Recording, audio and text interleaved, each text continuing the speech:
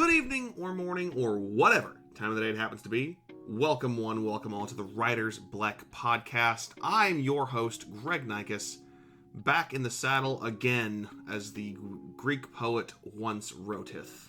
This week on the podcast, I am sitting down with Mikel Melwasul and David Tullius, the creative team behind the Galvorn Saga, to talk about their collaborative efforts as self-published authors, leaving things on the cutting room floor to accommodate editors' notes, dealing with rejection, what goes into self-publishing an audiobook, and so much more. If you guys are enjoying the Writer's Black Podcast, please consider leaving us a comment on Spotify or Apple Podcast, following us over on social media at Writer's Black Pod on TikTok, Instagram, and Facebook, and heading over to our Patreon. That is patreon.com/WritersBlackPod, where you can get episodes of the podcast up to one whole day early. Without further ado, guys, let's get into this week's episode of the podcast. If you guys were to wake up tomorrow, right, and you have to re-roll new characters in life, what class would you pick for the modern day world? Ooh, that's a fun one. Probably Bard. It's assuming you're not already some sort of bard. Oh, you can pick the same thing, you know. You can't pick another subclass. That's not what he asked you. He All my stats are already in charisma, is what you're saying. That's what I'm saying. You got too much riz, as the kids would say. Got him. Then artificer, so I'm actually good at building things. Is that what you want, that's Dave? good. Okay. That's what I wanted. That works. That's what I wanted. That's what you want, okay. Oh, I would love to try artificer. being some sort of meatball. So perhaps barbarian, just like a real big dumb guy. Yeah. That sounds fun. So you guys have been working together for a little while on this project, the Galvorn Saga. How did this collaboration kick off between the two of you? I was kidnapped. Happens to the best of us. It's the longest streak of Stockholm Syndrome, maybe in recorded history. Did you use like a net or like some kind of sarlacc pit apparatus? Andy and a wooden box, actually. Oh. Yep. Yeah, it was a classic. Mick had a project that he was working on, that he'd been working on for a long time, and in his project, he wanted people to read it and some other people to perhaps critique what he was writing. And because I was pursuing a literature degree at the time and we were cool, it seemed like a natural fit. In addition, some of the characters, including one of the main characters, enjoys this sort of martial, mercenary, military kind of aspect. And I thought I was cool and knew everything about the military when I was a cadet. And so I pretended that I did so that I could work on this project with Mick. So I was the editor and the token military expert on the project. So what you're saying is you faked it until you made it. Yeah. It's fun. There's a character that we wrote who is a silly army lieutenant who gets made fun of for being a silly army lieutenant, and it ended up being a much better reflection of me than I would have cared to admit at the time. But looking back, almost a decade, yeah. So Mick, the world of Galvorn, this sandbox that you're playing in, where did it come from? Was it like purely your brainchild for this project? Was it like a D&D world that you've been playing in for, however long? Where did it come from? Yeah, no, that's a great question, because I have done a lot of DMing. The concept came to me in high school when my dad showed me the movie Red Dawn, and I was reading Lord of the Rings at the time. I'm like, what if we just kind of meshed these two concepts together? Instead of communists invading America, what if it's fantasy creatures invading America?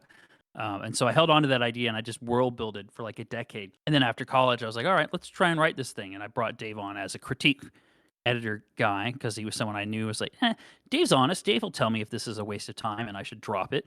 And he'll give me the kind of perspectives I want for these characters and stuff. And so it went from there. He just kept coming back and he says I kidnapped him, but he won't leave me alone. So I'm not sure what he means by kidnapped when he shows up every weekend. So one of you is claiming it's Stockholm Syndrome. One of you is claiming it's stalking. The truth is somewhere in the middle, clearly. So this partnership between you guys, how long has it been going on, out of curiosity? Oh, dear God, 2017 is when I started writing it. Did I recruit you the same year? I brought you in after I finished like Act 1. For legal reasons, we prefer domestic partnership for tax purposes. So what would you guys say is the elevator pitch for the first book in the series, Paragon Exordium? Yeah, so Paragon Exordium, the simplest elevator pitch is just elves on a tank fighting orcs in Atlanta. And this usually is works Atlanta, on right? people pretty well. Yeah, actual Atlanta. Yeah, it's a magical apocalypse in our world caused by the return of the Fae.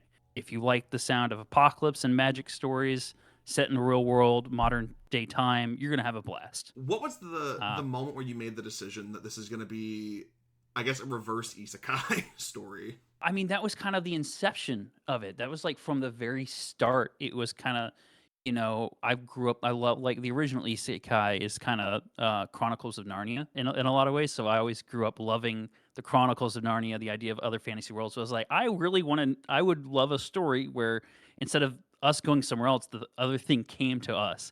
So yeah, it very much is a reverse isekai because you got the whole fantasy realm dropped on you instead of you getting dropped into it. Did you struggle at all with like what parts of our world to keep versus what parts of the fantasy world to like to bring in? Was there like any internal struggle in trying to figure out the balance between those two elements? I think the struggle between the two is kind of the point. There's yes, to answer short answer to your question, yes, there's plenty of struggle in deciding what is part of it and what isn't is sort of an ongoing thing as the world expands and different aspects, come up in different parts of the writing. We kind of make those decisions a lot of the time as it comes.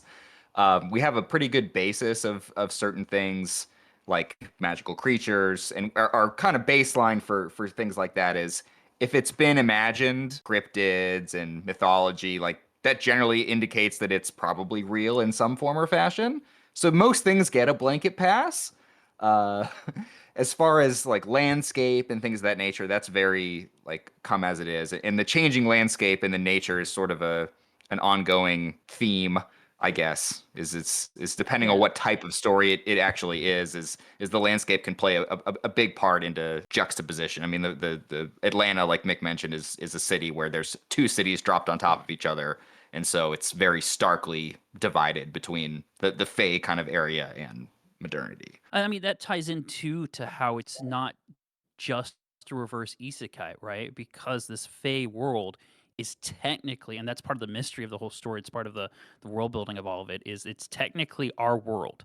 Like all these creatures and beings used to be part of our reality, right? And so they were taken out of our reality, and their return destroys our planet and brings back all these things. And one of the early concepts and things that we don't really get into, like Dave mentions, is all the fantasy creatures that existed used to exist, and the reason we know about them is because through our dreams we've connected to the magical realm, and those dreams have like become a societal memory, and there's been like a leak through the spell that bound them out of our reality that has put them in our heads this whole time. So when they come back, they're like recognizable because they exist outside of our consciousness, our awareness, but they are part of our world inherently. All the different Fey creatures, they very much felt alive. They felt like they had their own voices, their own personalities.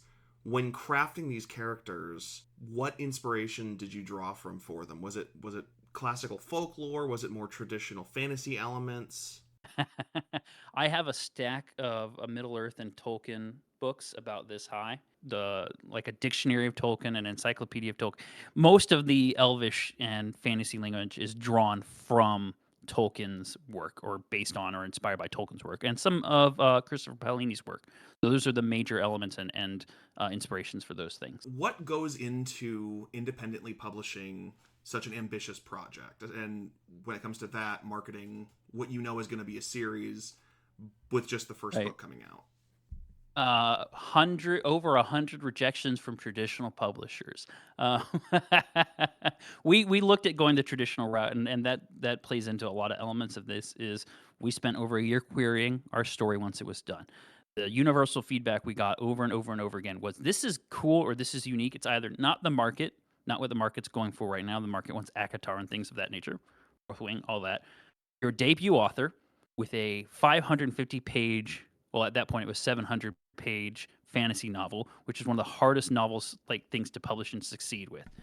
And so we decided, based on the feedback, we're like, well, clearly there's a story here that people like, right? And so we wanted to share it. And so what that has looked like is we take on the financial burden, but we also get the financial gains from it in a lot of ways. The marketing and all that is constant.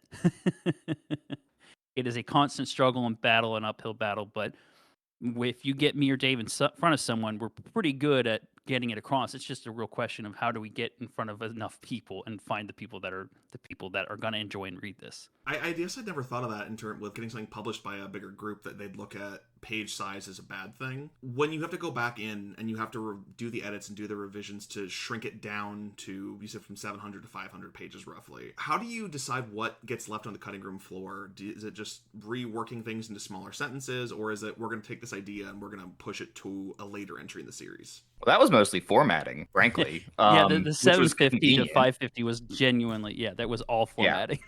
It's like when you're a high school student and you need to pad that word count, and you make the period like 0.36 font instead. That was one of the things we learned is writing the thing is one thing, and getting it out to the world and being effective is something entirely different. And formatting was not something we were like, our grammar's good, and it's been edited by a professional, and we're like, oh, cool, great. And the formatting was like, oh, here's the formatting, let's send it. Sure, a traditional publisher might have been, we could make this a little shorter. Yeah, sure, that would have been nice. But it's something we had to learn along the way, and we cut almost no content for that. Any content that is being cut, I like to call myself Mix Grim Reaper, because I take a scythe to things sometimes. And we've kept things that were supposed to go into the first novel, and some of those have now been republished in our short stories, and some of them are being held in reserve for other times when that might be appropriate to bring out into the world. It's a very famous literaturism, right? Like, you have to kill your darlings. It has to happen. And, we're in the editing process for a novel right now. And it's good when your feedback, generally people want you to write more and not cut.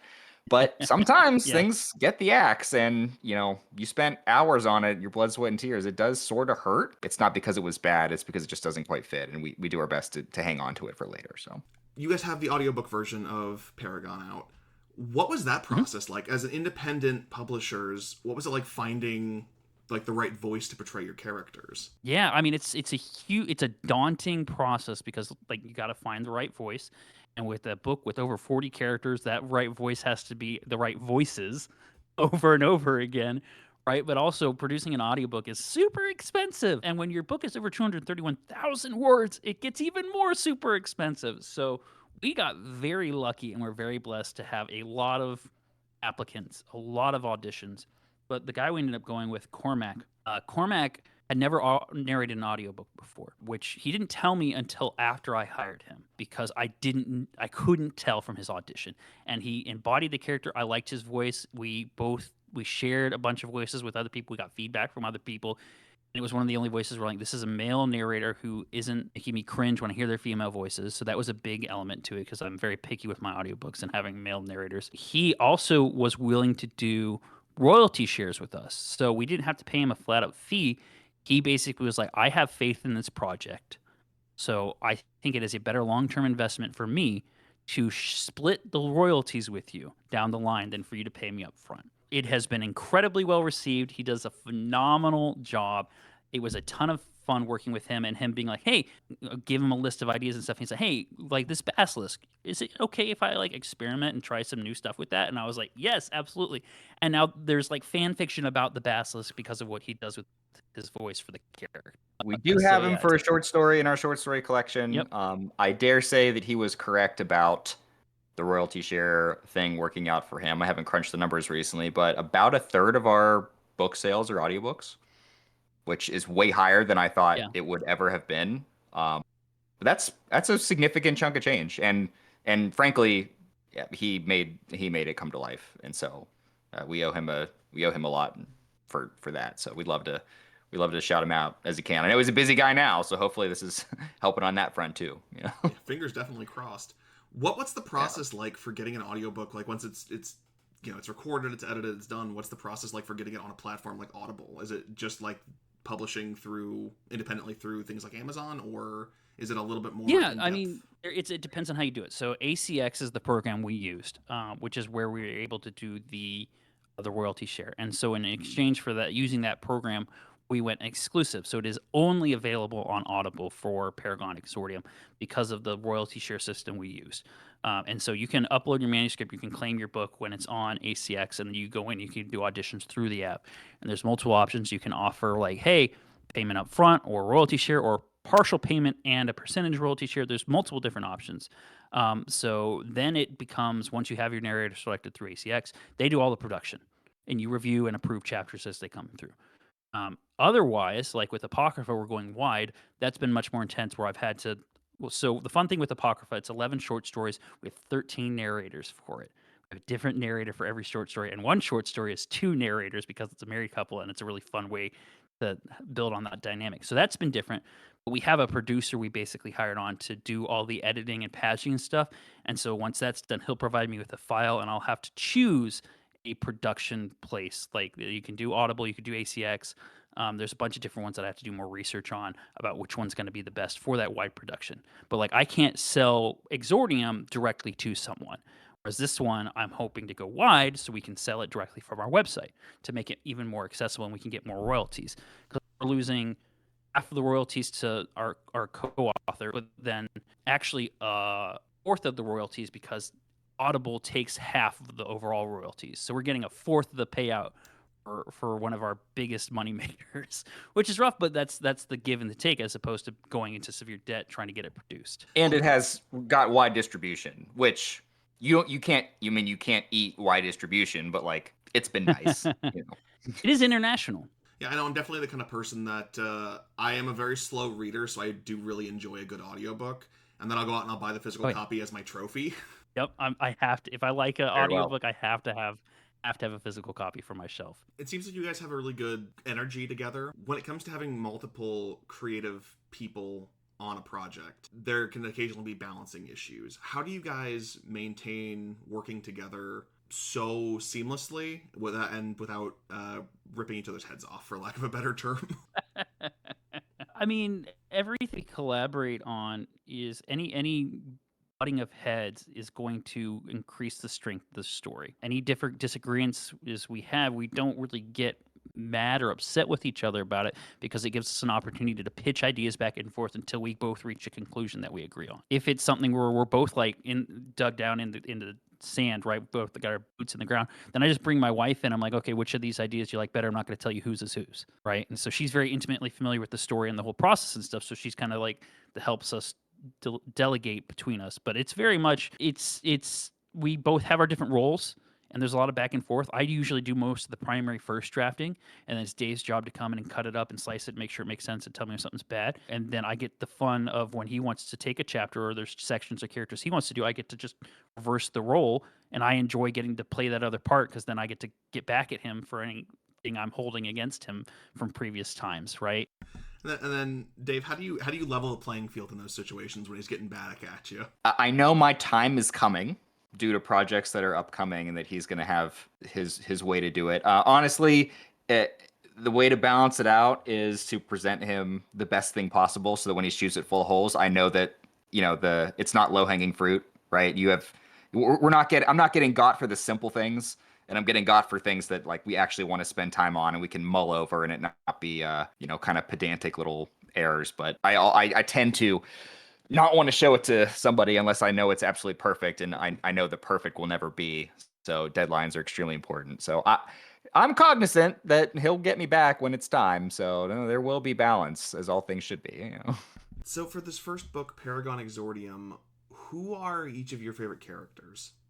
Mine is in book 1 is Jadis. Jadis is a dark elf-like creature who, whenever Captain Peter Blair uses the sword Galvorn, she appears in his dreams and gives him information and says, look, just keep using the sword. Nothing's going to go wrong. Trust me. I'll help you get stronger. I'll teach you some moves. Everything's chill. Just keep using the sword. You can trust me. And then Dave, for you, who would you say your favorite character is in the first book, Paragon Exordium? One of the great things about Exordium is that the supporting cast of this sort of Band of Brothers, Walking Dead-esque thing is that a lot of the support characters get some love, which is awesome. But if I was going to pick a primary character that I think would be that, I think perhaps, secondary character, but becomes important, would be Elberyn. Elberyn is essentially elf special forces trying to figure out. So as the main group of heroes is trying to find out, wow, we just got hit with an apocalypse. We have to understand this new magical world that we now reside in. What are we going to be? The magical creatures have to do the same for humanity. And Elberyn is the elf equivalent of Peter, one of the main characters, who's been sent out now to figure out what these new humans with their guns and cars and things we're not familiar with kind of are all about. And when he runs into the group, he's make some alliances there to kind of come after the main threat together. So he's the guy. He's definitely the one you want on your side when things start hitting the fan. Yeah, he's a dude you definitely want in your corner when things get to go weird. Although I'd take Peter in a pinch also. It's not a slouch. So. So for people checking this book out, what do you hope that readers walk away with after book 1, and what feeling do you hope they carry in the anticipation for book 2? I hope they walk away with a refreshed love for fantasy. If they haven't read fantasy before, I hope it makes them want to read more fantasy. Or if they've been reading fantasy for a while, I hope it rejuvenates their desire to read fantasy. Going into book 2, I would say a hunger for answers. I'd say I would hope that they have hope. The beginning of the story is the direct after effects of an apocalypse, not just a magical one, just an apocalypse. The first, few chapters, it could have been zombies, it could have been anything. It's about it, and it's bad.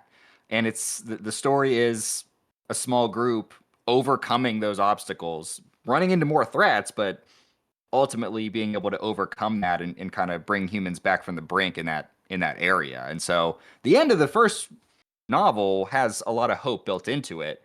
Although, since you're setting up for future things that, peace isn't won easily and there's fights still to come, but you're more prepared now than you were on day 0.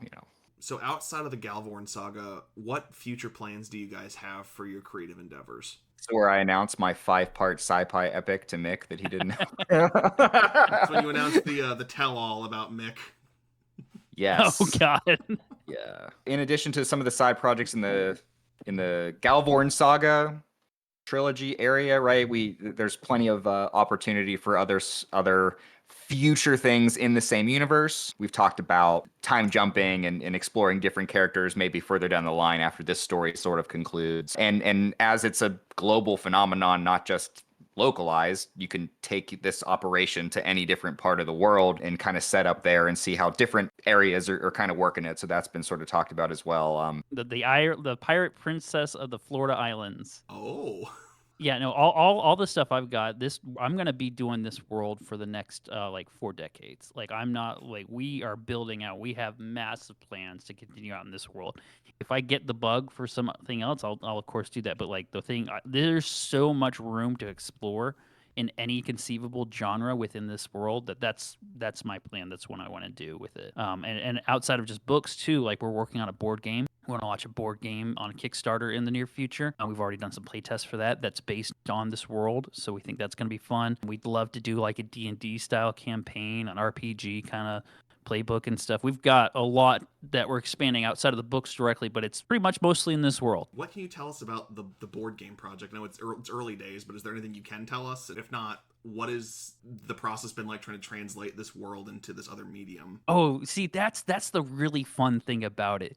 Is playing in this kind of sandbox of okay, we're gonna pull characters and concepts from the books and put them in a world where or an environment where they can kind of go off and do their own thing.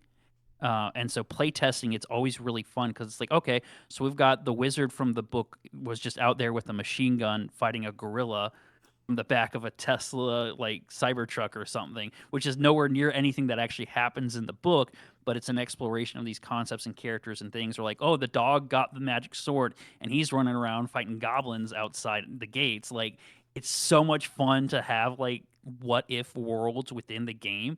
And so the game is going to be chock full of references to the book and stuff we cut or weren't able to include. And so they're just going to enhance each other to such a degree that makes it so much more fun. I mean, Dave could tell you a little more maybe about the play style and stuff, but I love the mechanically.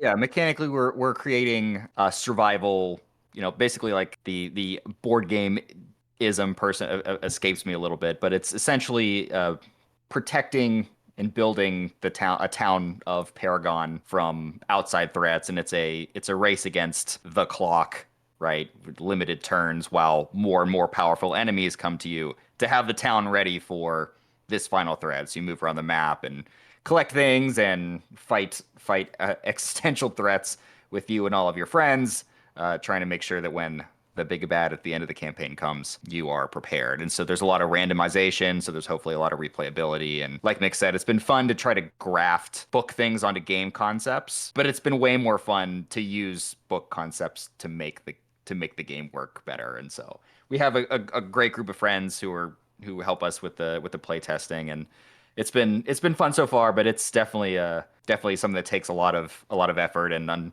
fortunately and unfortunately, a lot of our friends are now employed, or more so employed than they used to be. Some of them are now parents when they weren't parents before, which are all great things, but does not make for a dedicated board game team, although they are dedicated. But having an infant at your house changes the arithmetic on your your side project. So just a smidge, I'd imagine. So I guess backing up just a little bit, you talked about kind of the journey briefly to get published through a traditional big house publisher, and getting your stack of rejection letters. How did you deal with those rejections? And I guess what did you do to keep your spirits up and to keep motivated to make this dream happen? Worked on writing book 2.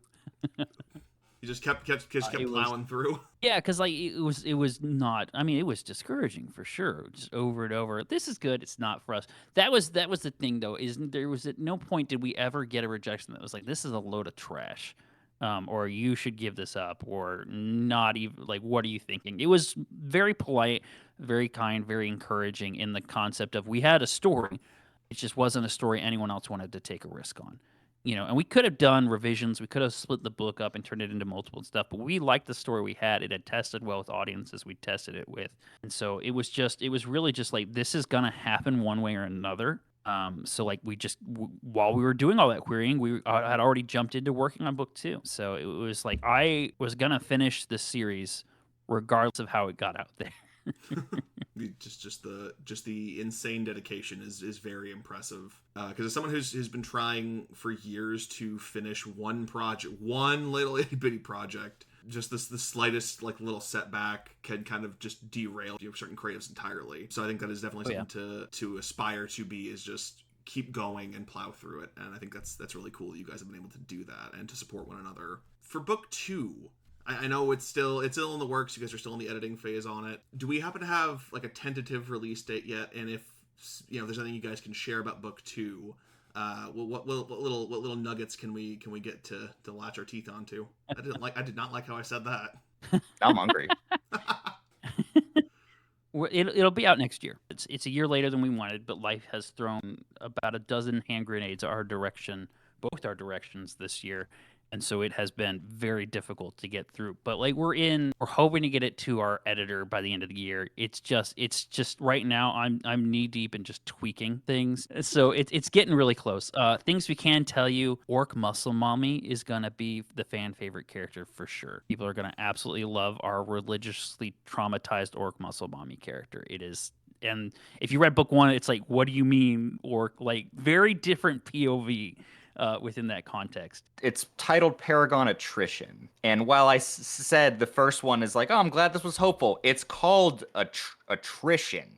So expect a sort of retraction of my previous statement as the world evolves. Not that hope dies, but the reality does set in after a while. And so we get to go to some new really cool locations outside of the main hold, and the magic elements that you get mostly a taste of in the first one. There's some pretty heavy magic moments where you get to really kind of dive into the system a little bit and see, oh, like these are people who cast magic at full volume.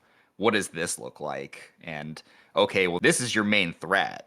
What is the actual power of your adversary, and how could your characters possibly do anything against this? And so cautious optimism by a protagonist is going to run full force into the brick wall of BBEG Right. So if you're looking at it from Yeah, an it's RPG weirder. perspective, so the and it does. I will say as a parting shot on that one that there is a large element of attrition. I feel like follows sort of a D&D adventure party style situation where you're out trying to solve a quest as a dynamic group of weirdo rejects. And if you're a TTRPG fan in the fantasy setting, I feel like you'll at least enjoy that a little bit. So I guess wrapping up then, I have a question I'm trying to like work in a little bit more because I'm always curious with people that are writers or on the inside of the industry in some way. Who inspires you to do the things that you do? It can be, you know, who creatively inspires you to create these worlds or to get involved in these worlds, or, you know, who inspires you to, I guess, push yourselves forward in the present day. I have a lot of inspirations from like Tolkien and Lewis to Joe Abercrombie, Patrick Rothfuss, writers, Ian Colfer, all writers. But like my foundational one at this point is my wife and my 2-year-old, and like wanting to create a success. And my wife is constantly talking about when the book blows up, like all the time. She's talking about when it blows up, when it gets big, we'll do this and this and this. And it's like she has so much faith in me that I want to make sure that I rise to those expectations. I found partially, part of the way through this process being, as an editor and then getting roped into storytelling that I really genuinely have fallen in love with telling stories. And most of the ways that I've done that outside of here has been through TTRPG, which is its own brand of doing this. The benefits to TTRPG being you can crowdsource all of your ideas to your motley crew, but having a novel where you can have full creative control over everything is such a different thing. So I enjoy storytelling in whatever medium it is. And so far, this is just a different expression of me wanting to tell stories. And so that's been wonderful. Yeah, there's plenty of authors who I'd love to, it'd be great if your name came up when people were doing that, but that's not really why. I've always, since I was a little kid, just had this affinity for it, studied it in school for a reason, right? And I've just been a student of it, and I want to see what we can do. Where can our listeners go to find more from you guys? Michael Melwasul is everywhere. All our socials are under that name. I post across all those. Melwasul.com is our website, which we're building out, which is great right now. We do have a website now. Yes, we're on. You can find Paragon Exordium on Audible. Paragon Apocrypha, our short story collection, will be coming to audio stuff hopefully by the end of the year. You can also find us on Kindle Unlimited. Literally anywhere you can find books, you can find Paragon Exordium. It's on all the platforms. Make sure you guys check out the Galvorn Saga. Book 1, Paragon Exordium, is available right now, and Book 2, Paragon Attrition, is coming out next year. And there's an audiobook version that I absolutely intend to check out, because as we are all aware by this point, I'm illiterate, and I love me a good audiobook, so we'll make a note to check that out. And you should too. We will be back next week with another brand new episode of the Writer's Block Podcast. Until then, please consider leaving us a review over on Spotify or Apple Podcast, checking us out over on social media at Writer's Block Pod on TikTok, Instagram, and Facebook. And, of course, heading over to our Patreon, patreon.com/writersblockpod, for a few bonus goodies and episodes of the podcast 1 day early. Usually. Admittedly, I dropped the ball this week, but we'll get it back next week. We're on track. We're on a treadmill. We're hopping off of the train at Procrastination Station. All right, we're gonna keep on moving. I said I wasn't doing that anymore. I hate it. Hate me. Check out Galvorn Saga. Don't listen to my bad jokes. Until next time, I've been Greg. You've been awesome, and keep writing. God, I need to seriously quit trying to be funny. It doesn't work. It doesn't work.